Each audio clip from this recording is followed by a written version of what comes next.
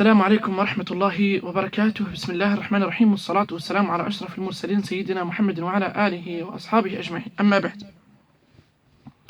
Mes chers frères et sœurs, Inch'Allah Ta'ala, il y a beaucoup de frères et de sœurs qui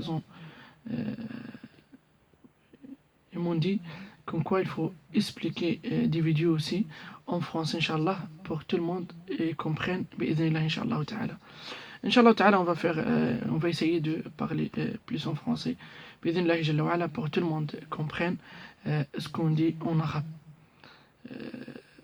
Inch'Allah Ta'ala, on a fait cette série, Inch'Allah Ta'ala, pour expliquer, Inch'Allah, c'est quoi les symptômes de la sorcellerie, les symptômes de mauvais œil, symptômes de jalousie et les symptômes de al-mas. Parce qu'il y a beaucoup de gens qui demandent, peut-être il y a des gens qui sont partis chez l'araqi, tel ou l'autre, etc. Un il lui a dit mauvais œil, un lui a dit la sorcellerie, etc.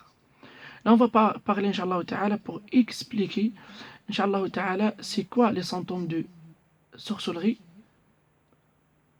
et c'est quoi le symptôme de al-hayn, mauvais œil, et de la jalousie et de l'mas. Si on vient à la sorcellerie, un exemple, où des fois on trouve dans un corps, dans une personne, ça peut être, et là, la sorcellerie, et le mauvais œil, et la jalousie. Ça peut, des fois on trouve de la même une personne, et là la sorcellerie, ou il a le mauvais œil. Ou peut-être il est parti chez Raqitel, il lui a dit le mauvais œil, l'autre il lui a dit c'est un sihr, alors la personne elle est devenue plus malade qu'avant. Et c'est pour ça la première chose, il faut tashkhis, expliquer aux frères, aux sœurs qui sont malades, c'est quoi, est-ce qu'on a quoi exactement. Parce que si on ne sait pas, est-ce qu'on a, peut-être qu'on va tomber malade plus qu'avant. Et surtout si je parle, comme j'ai dit, Raqitel ou l'autre, un il va me dire le mauvais œil, l'autre il va me dire sorcellerie, je vais jamais sortir. Mais si je parle, je vois un bon raqi, Inch'Allah Ta'ala, et comme vous le savez, maintenant Ruqya c'est devenu en science. Bi'idhnillahi Jalla wa'ala. C'est pas que j'ai le Coran. Oui, je lis le Coran, c'est bien, mais il faut voir ce que j'ai d'abord. J'ai quoi exactement. Si on ne sait pas on a quoi, on va pas sortir de cette maladie, et peut-être le shaitan ou le mas ou le djinn qui a dans le corps, il va rigoler sur le raqi, et après on va pas trouver de solution. Et comme on voit aujourd'hui, il y a beaucoup de nos frères et nos sœurs qui disent ouais, moi j'ai parti, j'ai fait tous les raqis, je suis pas guéri, j'ai resté 10 ans dans le ruqya, etc., je suis pas guéri. Pourquoi? Parce que chacun il lui a dit quelque chose, et après il a changé 1000 raqis, et sans résultat. Subhanallah. Je dis mes frères et sœurs, Inch'Allah Ta'ala, aujourd'hui, bi'idhnillahi Jalla wa'ala, on va parler sur les symptômes de la sorcellerie, manger et bu. Il y a aussi le symptôme de la sorcellerie intérêt au marché et piétiner, où il y a la sorcellerie de l'établissement. Exactement, il y a beaucoup de sortes de sorcellerie. Inch'Allah, on va parler sur tout ça bi'idhnillahi Jalla wa'ala à chaque vidéo bi'idhnillah. Aujourd'hui, on va parler c'est quoi les symptômes de la sorcellerie manger et bu. Comment je peux savoir j'ai une sorcellerie manger ou bu? Je l'ai mangé ou je l'ai bu? Le grand symptôme de la sorcellerie manger ou bu, mal au ventre, en l'estomac, ou mal à la tête.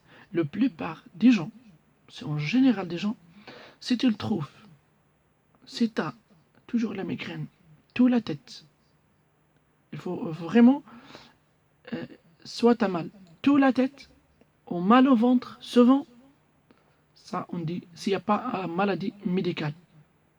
Il faut bien qu'on explique s'il n'y a pas une maladie médicale. Là, il faut qu'on dise, c'est vraiment, on a toujours mal au ventre, toujours mal à la tête. Là, il faut que j'ai pas une maladie médicale. Là, il faut que ça fasse. Je sais très bien que j'ai un sihr mangé ou bu. Soit je l'ai mangé, soit je l'ai bu. Ou parmi les symptômes aussi de sihr qu'on a vu de la date, 5 ans, ou 10 ans, ou 20 ans, etc. Peut-être on ne sera pas toujours mal à la tête, mais le ventre se gonfle, et surtout qu'on écoute le Coran. Ou des fois, sans écouter le Coran, le ventre se gonfle. Mais en général, global, si on trouve quelqu'un il a mal souvent au ventre, il gonfle le ventre, ou il a les migraines, ça c'est un grand symptôme parmi les symptômes de la sorcellerie. Il y a aussi des fois, soit chez les femmes, soit chez les hommes, tu trouves chez les femmes, ils sont pas la femme, tu vas lui faire ruqya, ou il est parti chez Al-Raqi, peut-être il a fait ruqya, tu le trouves, il a pas mal au ventre, mais il a mal aux ovaires. Ou chez les hommes, il a mal à la place de la ceinture. Comment Sihr il est parti, il a changé la place, ou comment il est, pourquoi il est dans les ovaires. Où il y a beaucoup de sœurs, ils ne peuvent pas avoir des enfants à cause d'un sihr qu'il est dans les ovaires. Et moi, je vis beaucoup de sœurs, alhamdoulilah, qui sont passées chez moi, ils ne pouvaient pas avoir des enfants. Et alhamdoulilah, quand on a fait ruqya, on savait très bien comme quoi le sihr, il est dans les ovaires. Alhamdoulilah, on a fait bi'idhnillah jalla wa ala la cause. Alhamdoulilah, on l'a enlevé. Alhamdoulilah, après, avec l'aide d'Allah subhanahu wa ta'ala, Allah il lui a donné les enfants. Alors, qu'on a un sihr dans les ovaires, comment on va faire?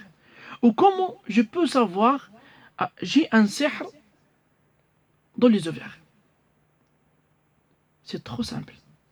Sans raqi, sans tes parches raqi, tel.